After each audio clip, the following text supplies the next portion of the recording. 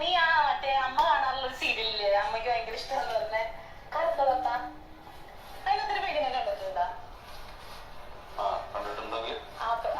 ആ പെണ്ണ് മാറാ സീരിയലിനെ. അപ്പൊ അവരിങ്ങനെ കറുത്തൊരു നടീനെ നോക്കണ്ട്. പിന്നെ അല്ല, ഞാന് കറുത്തതാണല്ലോ, ഞാൻ അഭിനയിച്ചോട്ടെ.